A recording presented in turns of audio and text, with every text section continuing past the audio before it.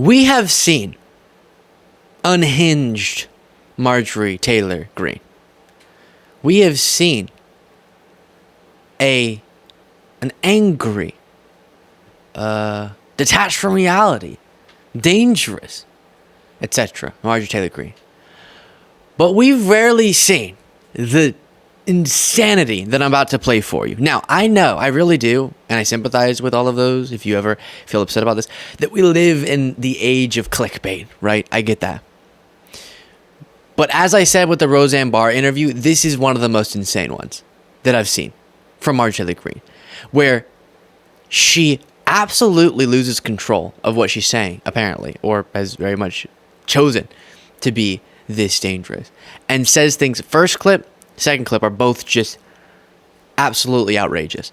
And so I'll play that for you. I also do just want to say, because I want to know that I see you and I hear you.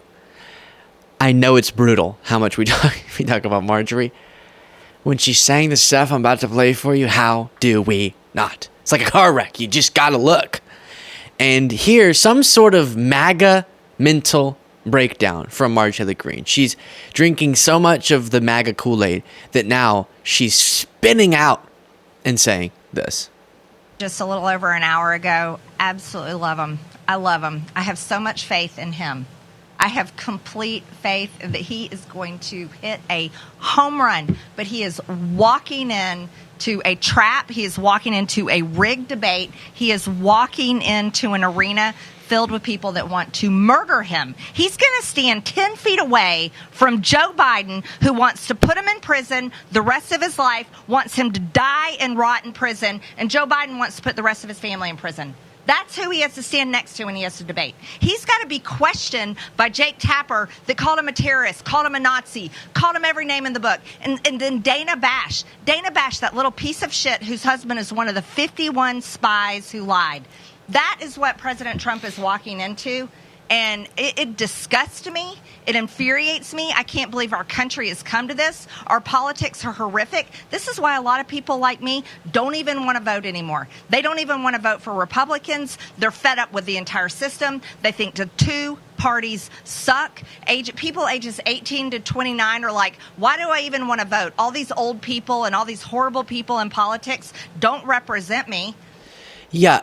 I have a message before getting to the second clip and addressing what she said there, but the end part, if you're a MAGA person, hello, what are you doing? Please stop. But if you follow Marjorie and you're hearing her say, yes, some of us don't even want to vote. Oh, yeah. While I love voting and the act and the fact that we get to engage in the act of voting, because of our incredible democratic process. So many people have fought and died for that. But if you feel MAGA, like you want to show us that you're fed up with the system and just not vote, I'm not going to stop you, okay? I might be okay just this once with you choosing to stay home if you're a Marge fan and you're just fed up with everything. Now, she said, and I just need to really just tap into your heart here. Please don't numb out to this. This is so scary and dangerous and representative of a really petrifying moment we're in American politics, where she has so much power and control in this party. She's still representative of this MAGA base, and she's willing to say that Biden wants to murder Trump? Oh, what? And also, separate from their conspiracy theories about Biden being involved in Trump's legal cases, which he's not. Again, if he were weaponizing the justice system against Trump and he's calling the shots on all these different decisions, then you'd have to say that he's calling the shots in prosecuting his own son, that led to felony gun convictions. So that doesn't make any sense. Biden has kept himself completely independent. But then she throws in something I haven't even heard, which is Biden wants to lock up all of Trump's family. Who? What? I mean, the only crime I could think of with Don Jr. is being weird in his podcast. No, maybe it was business fraud. But that's not going to send him to jail. And I don't know where she's getting that from. But this is the story MAGA's hearing. And why is she so unstable, we'll say? She's just a very, very mentally unstable person. Every day, I am truly so grateful that so many of you choose to watch this show. If you appreciate what goes into it, the work that goes into producing the show each day, the easiest, freest way to support the work is by clicking that subscribe button. Makes a huge difference, but we appreciate it so much. But okay, we're going to keep going. Republican establishment's not on top of things. Do you still have those concerns? Stephen, I'm going to tell you right now, I'll tell you, I'll tell all of War Room, I'll tell anybody that's watching, I fully believe they're going to steal this election. I think it's going to be stolen in November. No one can back me off of that right now. That's a bombshell. In Georgia? Nah. Sorry, I have more of life, but I love Steve Bannon going, that's bombshell. We definitely didn't totally plan to say this because he loves saying stuff like that. This is a bombshell. Breaking news on the War Room podcast. Marjorie Taylor Greene predicts stolen election. Nationally. And you think that and I'm concerned. I'm going to tell you, I'm concerned about Georgia. Tell me. Fulton County is a cesspool of corruption. Complete it's got cesspool. Fonnie Willis is right. DA. She's a beautiful example of it. The DA that was arrested, complete embarrassment on the news for our city and for my home state. That city is just it's no different than Chicago. Illinois and Georgia are very similar. Chicago politics, Atlanta politics are very similar. The difference is in Illinois and places like that, you don't. As I've said before, when she brings up that point, and I have another clip from this to play for you, but I wonder what she perceives to be similar about Atlanta and Chicago. I wonder what Marjorie's trying to say there. They're so similar. They're just horrible. A cesspool of corruption. Yeah. And you're nominating the guy who's been accused of so much corruption and is an adjudicated fraudster too. So, but all right. It's Fulton County that has the big problem according to Marjorie. And also, so just think about this. In a sense, this is exciting that she's saying this. Wait, what I mean is she is seeing the same momentum shift that we're seeing, which is that, hey, maybe things are looking better for Biden, starting to look better for Biden. And that's exciting. And she's seeing that and realizing, here we go again. We're going to have to come up with lies about the election being stolen to justify Trump losing. And so that part of it's hopeful. But think about how, and I'm so weary of using insults. How else do I describe it? Deranged. We'll leave it there. How deranged you have to be to, after everything that happened after the 2020 election because of the lies, to be willing to start setting up that, but on steroids. Because now there's no Trump's going to run again. I mean, technically he could if he lost the election. Can you imagine? But probably that's not true, or that's not going to happen. And you're also adding on top of it that Biden, as they've said before, tried to assassinate Trump. Just a complete lie. Just absolute lie. That he's trying to lock up Trump. Lie. And that this is, as Steve Bannon has said, a victory or death moment. And we went through in past segments sort of the escalating rhetoric.